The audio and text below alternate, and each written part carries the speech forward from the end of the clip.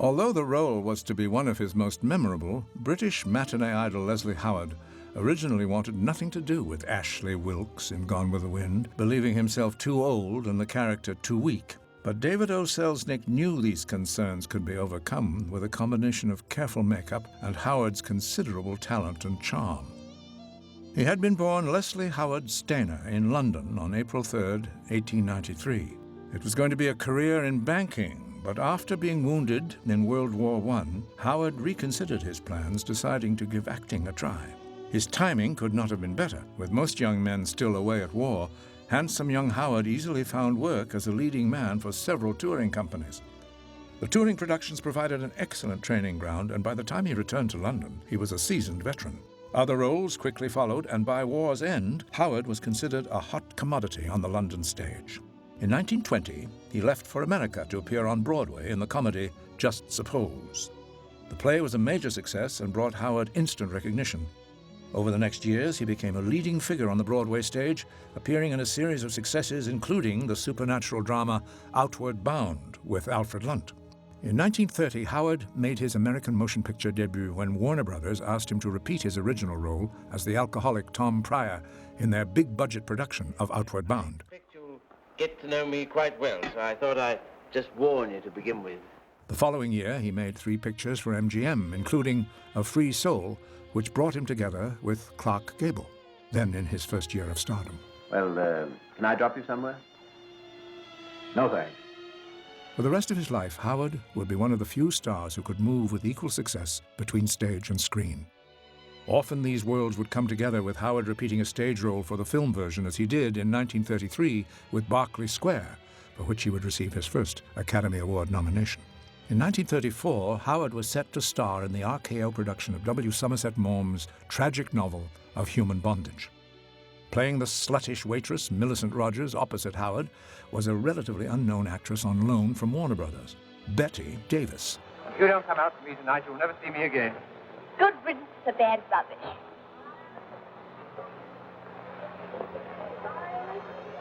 Upon its release, the hugely successful film made a star out of Davis and added to Howard's already impressive popularity.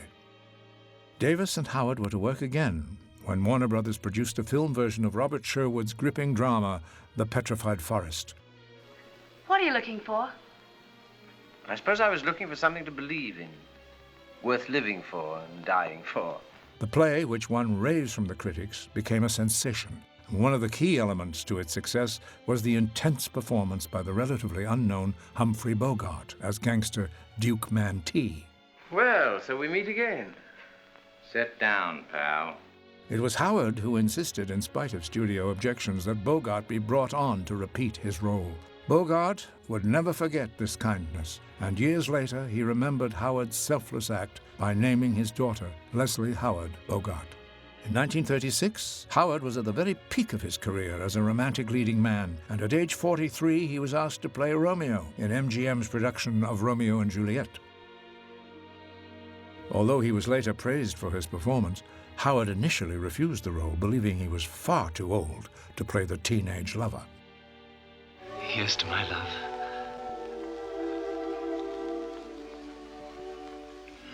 The following year, Howard spoofed his Romeo in the hit comedy It's Love I'm After, opposite Bette Davis and Olivia de Havilland.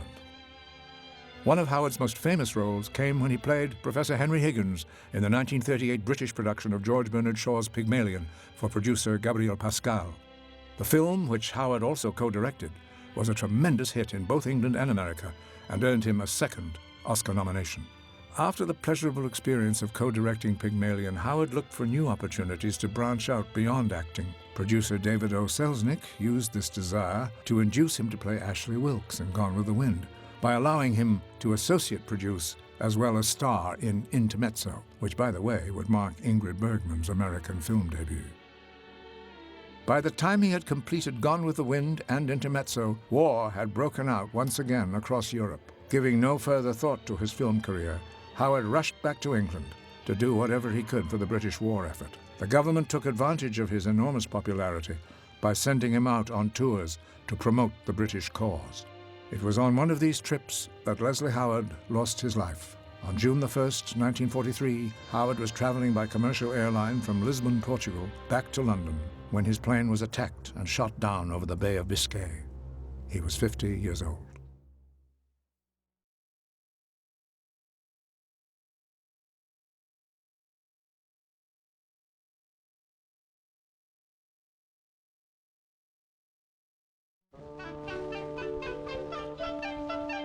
Born on September the 21st, 1918, as Arlington Rand Brooks, Jr., and raised in Beverly Hills, Rand originally studied to become a teacher before realizing he could possibly make a lot more money as an actor. In 1938, he landed his first film role in Love Finds Andy Hardy. As a gesture of our appreciation, I suggest Miss Betsy Booth be invited to lead the Grand March. The following year, he performed in his most memorable part, that of Scarlett O'Hara's first doomed husband, Charles Hamilton, in Gone with the Wind. And although he was to appear in many more productions through the 40s, he was typecast in similarly styled weak characters, something that did not please the actor. Brooks eventually retired from acting and found new success as the owner of what grew to become the largest private paramedic firm in Los Angeles County. He passed away at the age of 84 on September the 1st, 2003.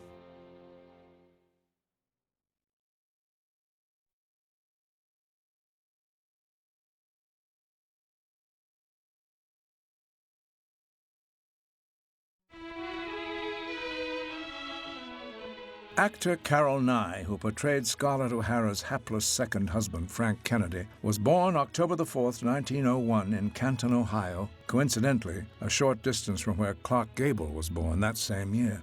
Entering pictures in 1925, Nye's career got off to a fast start with a splashy role as Corinne Griffith's brother in Classified. 3 years later, he was signed to a contract by MGM, where he made several important films, including While the City Sleeps with Lon Chaney and Madam X with Ruth Chatterton.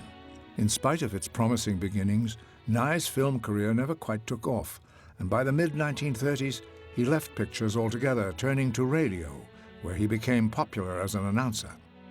This led to new film offers, but Nye was typecast again and again as a radio announcer. When Nye landed his role in Gone with the Wind, he had high hopes for a career revival, but his hopes were soon dashed after only a few small roles came his way. His last film was Wilson in 1944, where he played, yet again, another radio announcer. After Wilson, Nye decided to stick with radio full-time, becoming the radio editor of the Los Angeles Times. Nye changed careers, working as a public relations man and as an executive at ABC TV, before finally retiring. He passed away on March the 17th, 1974, at the age of 73.